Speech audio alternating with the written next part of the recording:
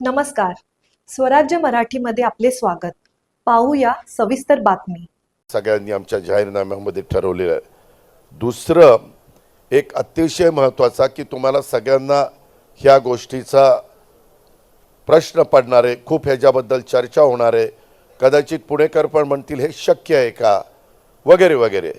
त्यामध्ये लक्झेमबर्ग देश युरोपमध्ये सर्व तो देश तिथल्या नागरिकांना मोफत देतो, म्हणजे पब्लिक सर्व्हिस ट्रान्सपोर्ट.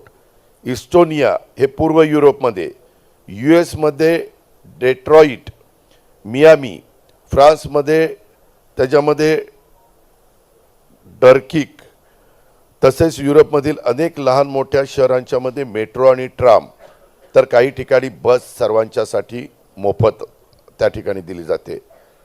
तर आम्ही पण मोफत मेट्रो आणि मोफत बस हा देण्याचा निर्णय घेतो. हे तुम्ही पण अचंबित झाला असाल की हे कसं शक्य आहे. तर ते असं शक्य आहे की पुणे शहरामध्ये 30 लाख वाहनं आहेत. त्यापैकी 15 लाख वाहनं रोज 1 तास, त्याच्यात तुम्ही पण आहात, आम्ही पण आहेत. आम्ही सध्या नाही आहे मी, कारण मला पोलिसांचं संरक्षण असतं, परंतु माझ्या डाव्या उजव्या बाजूला पण अडकतात त्यामध्ये, म्हणजे ट्रॅफिकमध्ये, नाहीतर पुन्हा आणखी वेगळा. तर त्यामध्ये ही वाहतुकीच्या कोंडीत एवढी वाहनं 1-1 तास अडकतात. त्याच्यातनं जे नुकसान होतं, प्रत्येकाचं अर्धा लिटर पेट्रोल किंवा डिझेल धरलं ते जास्त जळतं.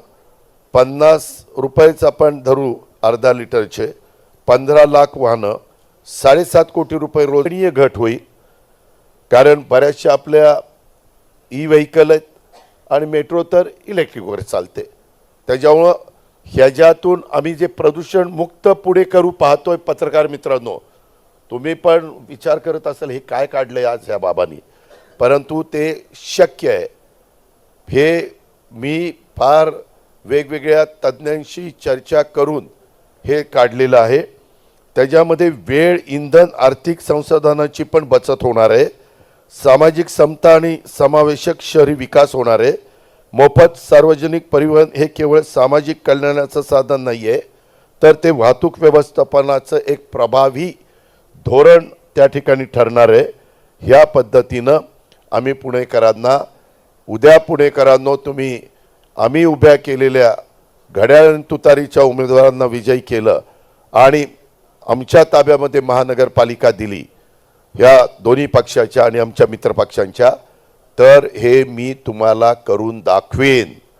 हे पुणेकरांना मला आवर्जून सांगायचं आहे. आता हे झालं की दुपारपासून काय सांगायला लागला, असं करायला लागला, असं कुठं असतं का वगैरे वगैरे चर्चा सुरू होईल, परंतु त्याचं सगळे उत्तरं आमच्याकडं आहेत. पुणेकरांनी एकदा माझ्यावर विश्वास टाकावा. जसं विधानसभेला लाडक्या बहिणींनी आणि शेतकऱ्यांनी टाकला तसा. त्यामध्ये विधानसभेचं माझ्या पुरतं आहे, त्याच्यामुळं डाव्या उजवीकडे बघू नका तुम्ही. आज मित्रांनो गमतीचा भाग जाऊ द्या, जरा सिरियसनेस लावला होता. मित्रांनो, दुसरं टॅबलेट आज जवळपास तुम्हालाही माहिती आहे की 90% विद्यार्थ्यांना ऑनलाईन शिकण्याची इच्छा असते. हार्वर्ड, त्याच्यामध्ये स्टॅनफोर्ड सारख्या संस्थांचे देखील अभ्यासक्रम अलीकडच्या काळामध्ये घर बसल्या ऑनलाईन उपलब्ध आहेत. पुढे जर स्वतःला आधुनिक शहर आपण म्हणून घेतो, तर शिक्षणात देखील ही आधुनिकता प्रतिबिंबित झाली पाहिजे. त्याकरता पुण्याच्या शाळेमध्ये कॉर्पोरेशनच्या शिकणाऱ्या मुलांना आपण टॅबलेट त्या ठिकाणी देऊ पाहतोय. स्वराज्य मराठी, बातमी नाही जबाबदारी. चॅनलला लाईक करा, शेअर करा आणि सबस्क्राईब करा.